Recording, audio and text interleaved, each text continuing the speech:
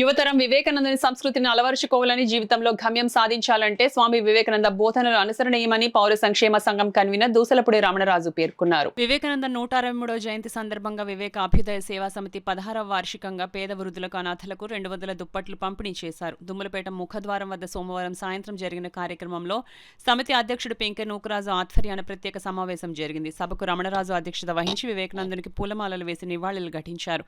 ప్రత్యేక అతిథులను పాల్గొన్న ఆధ్యాత్మికవేత్తలు బోండా ఈశ్వరరావు బాబా, ఉంగరాల సుబ్బారావులను దుస్సాలవాలతో సత్కరించి జ్ఞాపికలు అందించారు.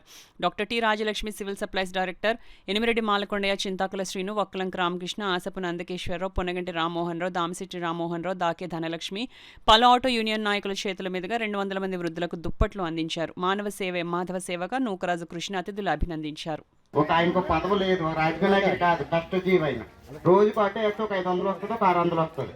600, 500లో కూడా 200 రోజు పక్కన పెట్టుకుంటాడు ఆయన, ఎందుకంటే పేదలకు ఇవ్వడానికని. అలాంటి గొప్ప వ్యక్తి అయిన ఇక్కడ ఈ రాజకీయ నాయకులు ఉన్నా సరే చేయలేని పనులు ఒక నూకరాజు గారు చేస్తున్నారంటే, మీ అందరి కోసం చేస్తున్నారంటే ఆయన మీరు ఎంతగా ఆయన చెప్పుకోవాలి. చూడండి, ఆయన ప్రతి ఒక్కరు ఈ రోజుల్లో ఉన్నారంటే ఇలాంటి వాళ్ళు మనకి ఒక గ్రామానికి ఒకరు ఉన్నా చాలండి, మనం అసలు పేదరికం అనేది ఉండదు. ఇలాంటి వాళ్ళు మనకి ఉండాలి.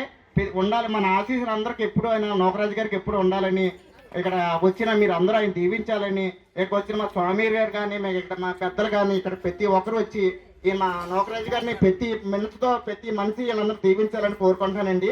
నా పేరు పెంకే సుప్రసాద్ సర్పంచ్. నన్ను కూడా ఇక్కడికి రమ్మని మీ అందరికీ పాలు పంచుకునే నాకు అవమానం ఇచ్చాడు.